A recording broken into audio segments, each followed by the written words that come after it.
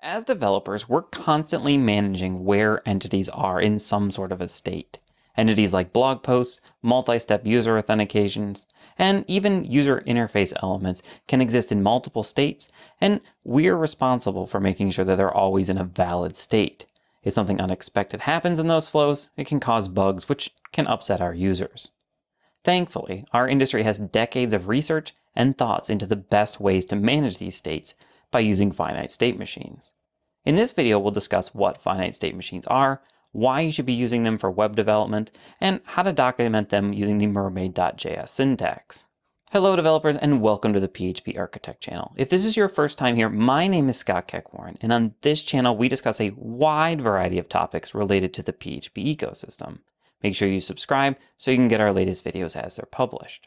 To start out, let's talk about what a finite state machine is. A finite state machine is an abstract model that can be in exactly one of a finite number of states. Finite state machines move from one state to another based on some kind of an input in what's known as a transition. When we define a finite state machine, we do so by defining the list of states, the finite state machine's initial state, and any transitions that can occur. When I first learned about finite state machines, I just thought they seemed like a lot of extra work. I think a lot of developers think the same thing, and they attempt to solve problems that could easily be solved by a finite state machine using more questionable methods that just make things worse for them later. I know I've done this before, and I've fixed systems that have had 20 variables that were replaced by a single finite state machine. Once you learn about finite state machines and how they're constructed, you'll see them everywhere. Things like stoplights, door locks, and even vending machines are finite state machines. Let's look at an example of a stoplight finite state machine. In the United States, we have traffic lights that cycle through red, green, and yellow in a loop. Now, there are alternatives to this, like flashing red and flashing yellow, but I'm just going to ignore that complexity for right now.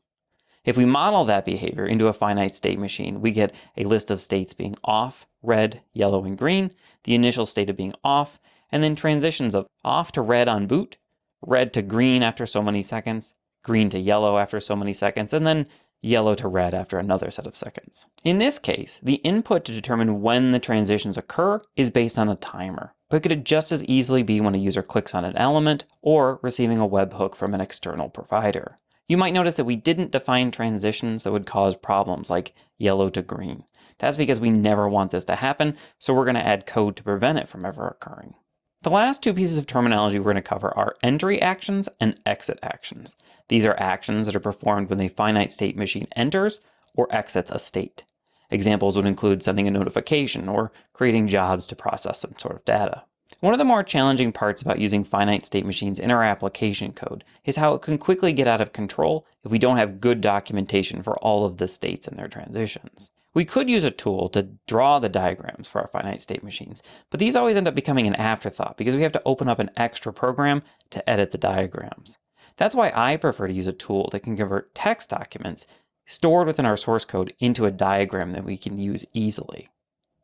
Mermaid.js provides a command line tool that we can use to convert a text file containing a markdown-inspired text into all kinds of diagrams. Check out their documentation for a full list of supported diagram types.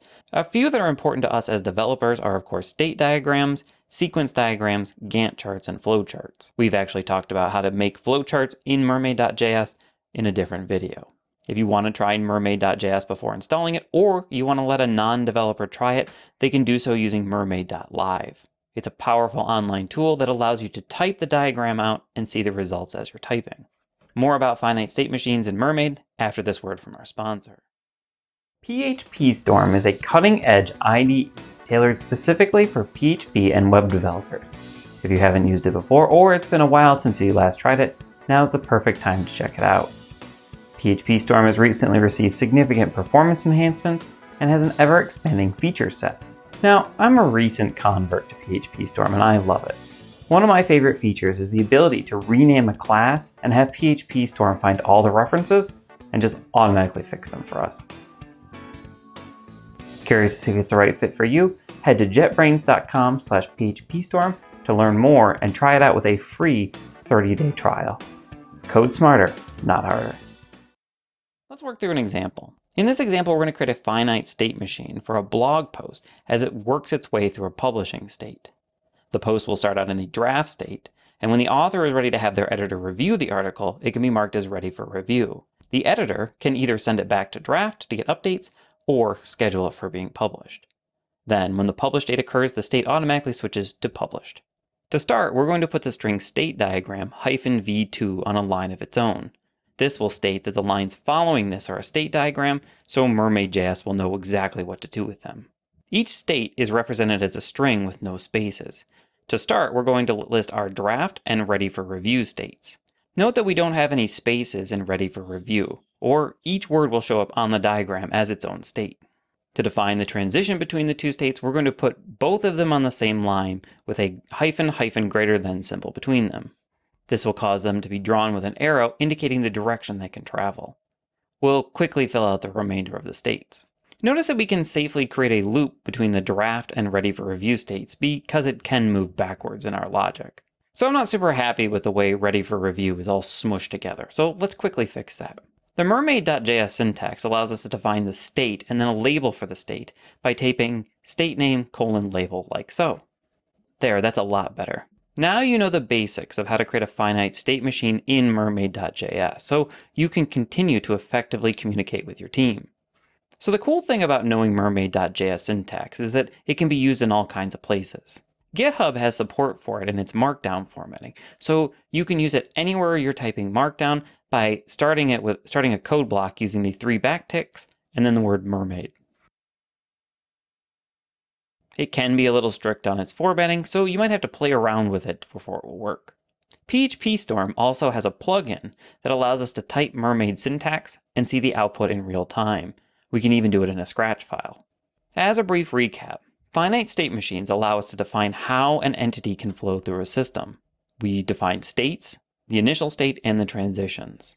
We can use tools to generate finite state machine diagrams from text using the Mermaid.js syntax. I hope you enjoyed our video. If so, make sure you subscribe, comment, share, and like, as it does help others find us. Have you started using finite state machines in your code? Let me know in the comments section below, or send me a message at ScottKeckWarren on phpc.social.